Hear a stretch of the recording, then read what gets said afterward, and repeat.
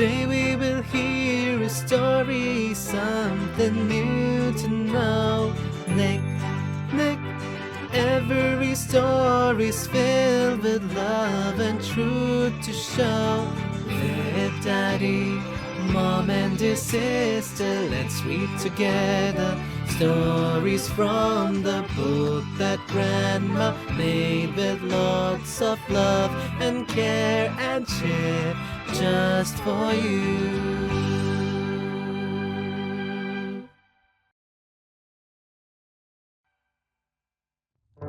The Accident. Bye, Henry. Bye! See you tomorrow. Watch out for sour passion fruit. Sour passion fruit? Did they serve passion fruit juice today? No, they did not, Mom. It's a new student who joined the school. They gave him that nickname. Why so? He's different. His face looks different on one side. He doesn't even talk to anyone. Ah, I see. So you all decided to nickname the boy Sour Passion Fruit? I did not. It was the other kids in the class. Nikki, take off your uniform and put away your backpack. We really need to talk about this. Okay. Smells so delicious. What's inside the pot? The pressure cooker? It's chickpeas. Nick, speaking of pressure, let's talk about what happened at your school. Did you talk to the new student? No, he didn't seem interested. It looked like he wanted to be alone. And just because of that, he got a nickname? No, Mom. Remember I told you his face looked different? So, well, it's kind of wrinkled. Wrinkled? Yes, like a passion fruit. Since it seemed like he didn't want to make any friends, they called him Sour Passion Fruit. Do you get it? And you found that amusing. Oh, Mom, everyone did. And nobody asked what happened to his face? No. But it was an accident. He wasn't born that way. It was an accident. How do you know? They are our new neighbors. They recently moved into that corner house. I went there in the morning to say hi and talk to his mother. And she told me a story. Oh, so what happened? It's related to that right there. With the chickpeas? No, son. With the cooker. One day, his mother was cooking beans and the pressure cooker exploded. He was entering the kitchen and hot broth flew everywhere and hit his face. He was 7 years old when that happened. He had to undergo several surgeries. Poor him. I didn't know.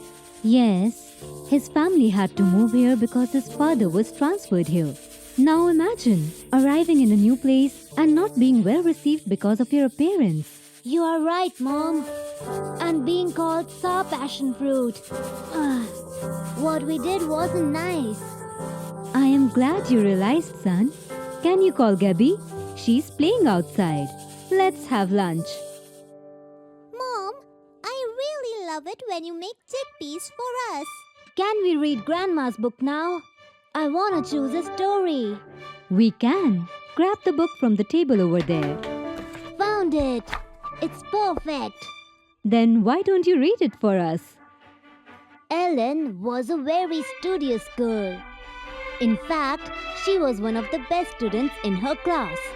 Since the school at that time didn't have books for all students, the teacher would ask Ellen to read the lessons to the rest of the class.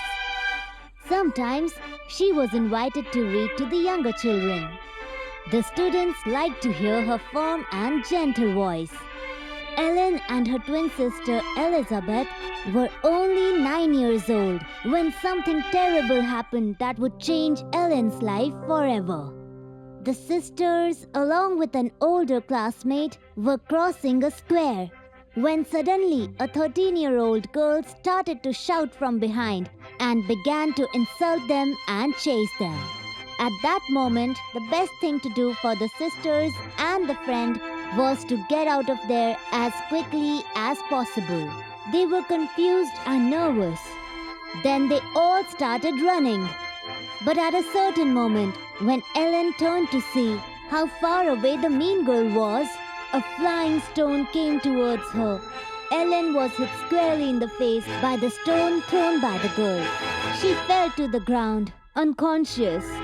Ellen was taken home with the help of her sister and a friend. Doctors were called, but none of them gave hope that Ellen would survive. The accident had been very serious. The stone had been so powerful that it had broken some of the bones in her face. Ellen remained in a coma, unconscious for 3 weeks.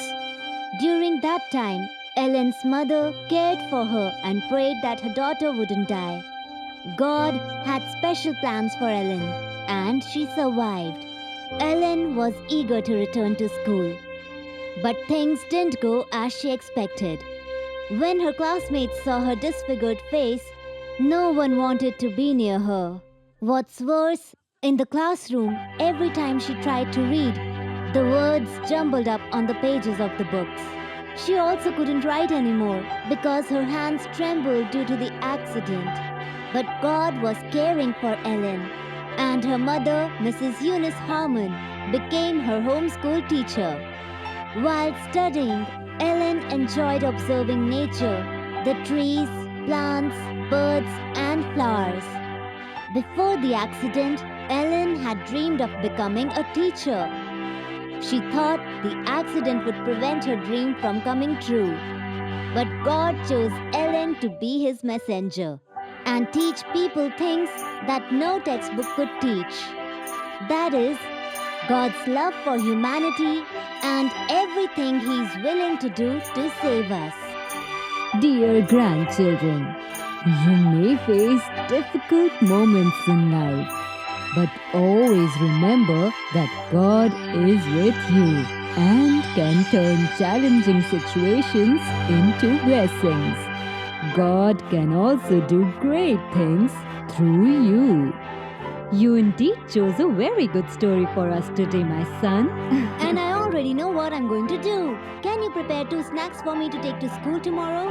Leave it to me. I'll make it special.